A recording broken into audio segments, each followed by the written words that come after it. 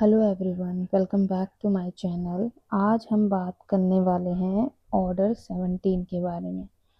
Order 17 जो है वो बात करता है एडजॉर्नमेंट के बारे में, यानी स्थगन।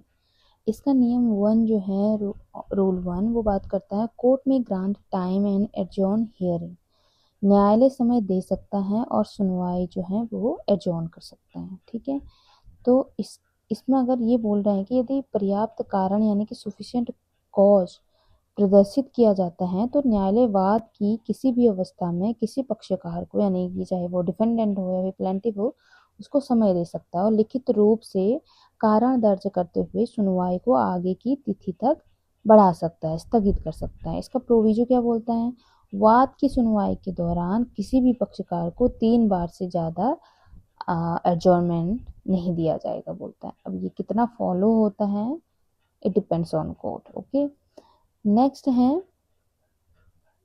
रूल 2, रूल 1 का 2 एक्चुअली। तो रूल 1 का 2 क्या बोलता है? ये बात करता है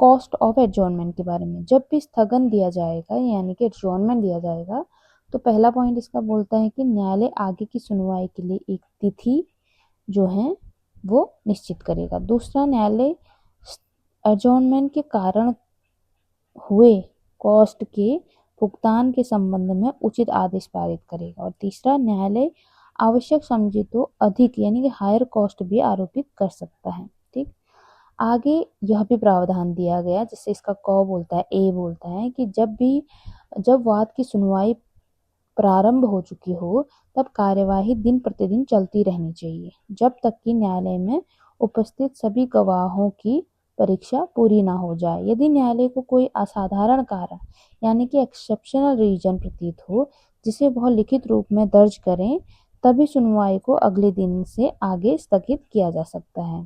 ख, केवल किसी पक्षकार के अनुरोध पर स्थगन नहीं दिया जाएगा जब तक कि ऐसी परिस्थितियां उस पक्षकार के नियंत्रण से बाहर ना हो। और गौ, यह तथ्य कि किसी पक्षकार का अधिवक्ता किसी अन्य न्यायालय में व्यस्त है स्थगन का आधार नहीं होगा।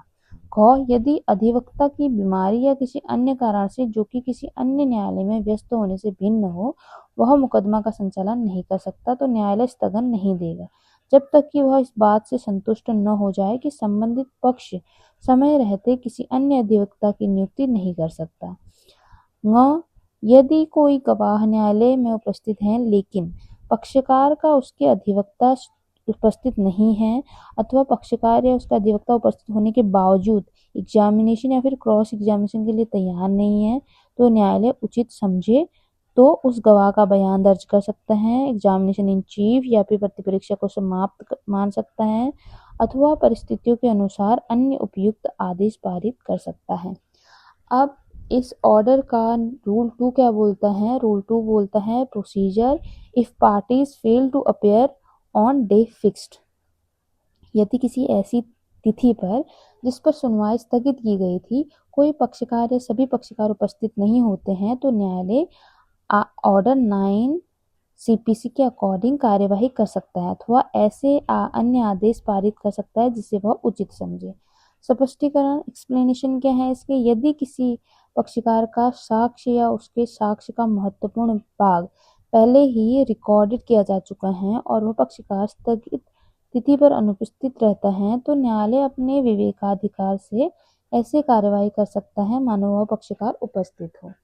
रूल 3 क्या बोलता है? रूल 3 बोलता है कोर्ट में proceed notwithstanding either party fails to produce evidence etcetera. यानी कि यदि किसी पक्षकार को साक्ष्य प्रस्तुत करने या अपने गवाहों को उपस्थित कराने या वाद की प्रगति के लिए आवश्यक किसी अन्य कार्य को करने के लिए समय दिया गया था और वह ऐसा करने में असफल रहता है तो न्यायालय यदि दोनों पक्ष उपस्थित हैं तो वाद का तत्काल निर्णय कर सकता है। ख, यदि कोई पक्षकार अनुपस्थित है तो नियम 2 के अनुसार कार्यवाही कर सकता है। तो हम देखेंगे कि हमने देखा कि ऑर्डर 17 जो है एडजॉर्नमेंट है, उससे संबंधित जितने भी रूल्स हैं वो हमने देख लिया। आई होप कि आपको समझ में आया होगा। Thank you so much for watching this video.